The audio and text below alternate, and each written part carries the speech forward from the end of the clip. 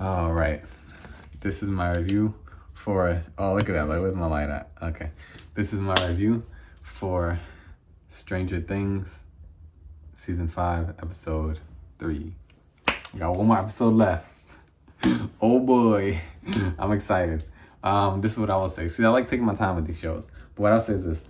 It's funny, the last episode I was talking about Max because she's in a coma for so long. I'm like, all I can take is 3 episodes. I said that. I said after 3 episodes, I'm complaining. I'm not saying it, but inside I'm watching and I'm distracted because I'm like, why are they in a coma so long? It's 3 episodes. It's like I have a limit. I'm like, 3 episodes I give grace to, but once you hit the 4th episode, it's like that's too much. Wake them up, do something with them, So I was like, where's Max? So I'm not. She's not really in this episode. She's in one frame of it at the very end, and I was excited. I was like, all right, cool, and she looked pretty cool. I like her look. So I don't know if she's been. I don't know. I'm excited. I'm excited. It seems like maybe her mind is trapped, and that's what's going on, and she's gonna be helped to get out. But it's good. It's good. I can't wait to see the next episode. I want to see. I'm sure in the next episode 4 should be a Max-centric episode. You should see Max a lot. Look at me. I'm so talkative. I love this show. All right. Anyways, what am I saying? Okay. And my theory about who is going to bite the bullet in this group. I still think it will be Nancy. I still think it will end up being her. And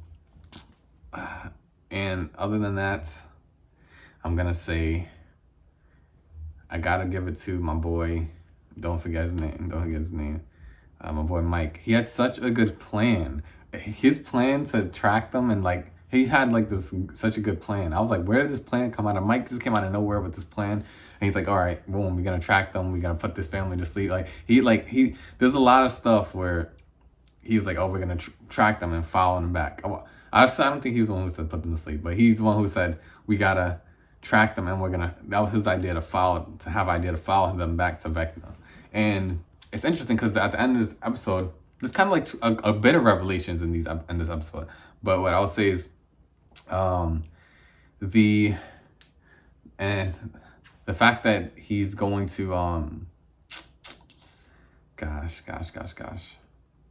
fact that they are hoping this monster leads them to Vecna, and then also, well, we don't know for sure, but 11, she also thinks that, that the government is holding Vecna captive. So that's kind of interesting. He's so powerful. I'm not saying he can never be stopped, but he's so powerful. I feel like, I don't know how. I mean, I'm sure he could get overwhelmed by a whole bunch of guns and all this different stuff, and they have a lot of sonic weapons. So maybe I understand it. But dang, if that's it, then they need to take him out. But they like doing experiments.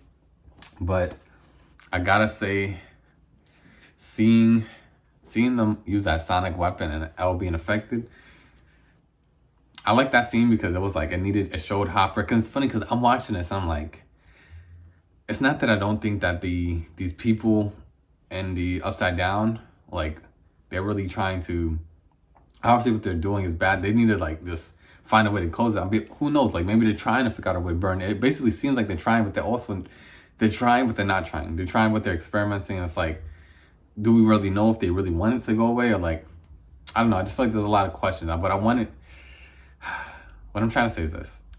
Hopper had to do, he had to take some people out. And he had to do this in the past, but this was a little bit different. Because he had the gun and then he saw Elle and he's just like, he has to protect her. And it's like, this is the end game. And I'm like, wow, part of me was thinking they were gonna show the soldiers alive a little bit towards the end at some point, but no, they're putting them in body bags, and I was like, all right.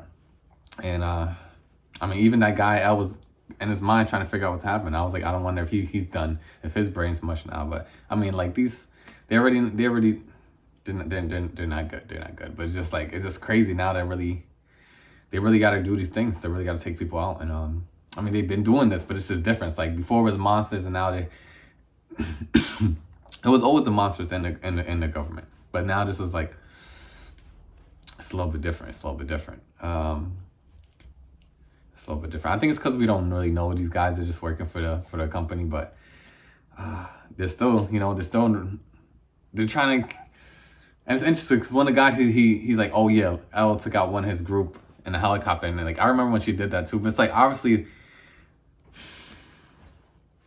I don't know why I want to know more about these stories because it's the people, I just like, where are they getting these people to work on this? Like people getting from outside the town, like it just seems so weird to me. Like, but seeing Elle use her powers when she got off the Sonic machine, and she's like really like, she's like in her element, and she's like, she's wiping her nose, and she's like really, she's in her power. She's not afraid. Like when she regained her consciousness, basically,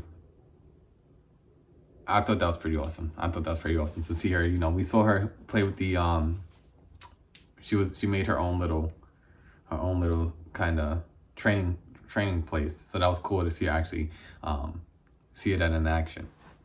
But I do need to say that the thought of, because Will, we already kind of went through this with Will, him kind of feeling the upside down, and then the upside down looking through him, and it seems like this is coming back, and I'm not mad at them for this, but it's interesting because I wanted to see how it plays out. Because here's the thing: if Vecna is really captured by the government, then it wouldn't make sense. I mean, maybe Vecna is caught by the government and he's using these kids as a way to help him, because he only could use his psychic abilities. So maybe he's using his psychic abilities to bring people to the upside down to get him out. But I don't know. We gotta see. But ultimately, I think that, who am I thinking about right now? This is what I like. I like how in this episode, pretty much everyone's together. And I was saying that in my last review. I was like, I hope they keep people together, just separating them a little bit, bring them back. This one, they were together. It was like the whole group was pretty much together for most of it. And I was loving every second of it. I was like, yes, do the plans together, do the things together, do the hijinks together, laugh together. I just want everyone in a room together. And that's what they did in this episode. So I hope it just keeps doing that until I just like it. I like when this show works best when they're a unit. Yes, it's a lot of characters, but now we know all the characters. We know their little traits, and it just works when there's like, even if there's like 6 or 12 people in a room, and I just love it. So I was eating that up. Other than that, I'm gonna say I still don't know how they're gonna defeat Vecna. I want them to give me something. I need something. Let me know what are they gonna do? Like when they find Vecna, I just can't fathom how they're gonna defeat him. And if they're gonna use something from the government somehow to defeat him, then they have to make that make sense. Because, I mean, I guess it already makes sense because the government has the power. I think they have the power to actually end some of the things there. But there's experimentation. Who knows? There's probably money going on with different countries and wanting the technology for this. So there's probably so much why they would like to keep the Upside Down as something. Keep it in the background, maybe as a weapon or something. Maybe that's what's going on. Because I feel like this town is just like, it's in the worst place to be right now. I'm sure it'll end up like another cliffhanger, but hopefully it's just some type of satisfying. Hopefully it didn't just bring us to the edge of this 4th episode and say, wait till New Year's. Hopefully they didn't do that. Probably they did, but sometimes they know how to wrap it in a small bow maybe. So we'll see. All right, gotta bring up Erica. So we haven't seen Erica in a while. Wow, it was cool to see her back. And we got to see her do a lot. She definitely did a lot. She definitely made her entrance. Yeah. I like the way I liked seeing Erica, and I liked seeing the dynamic between her and Lucas. Obviously they're not in the episode a lot together because, you know, she's in school and stuff, but like you still see that brother and sister dynamic on screen, which works really well. And I did enjoy it. And I gotta say, the whole scene of them trying to get the tracker into the whole setup and trying to get the tracker into this Demogorgon, I definitely enjoyed that as well. But what am I trying to say?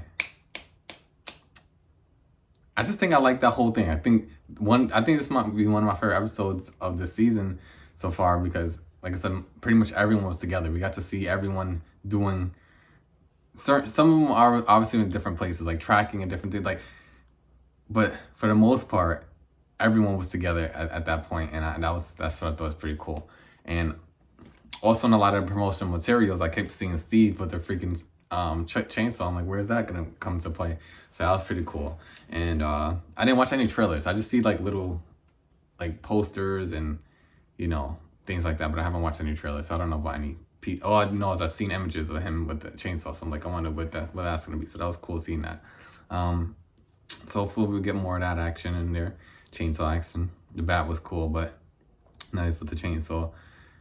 I just think that it's crazy, like their house, what they did to those people's house, and they're gonna wake up and be like, yo. Well, first of all, the fact that the town knows there's stuff going on. Not everyone knows. Some people may be oblivious to certain things, but for the most part, people know there's weird stuff happening in this town.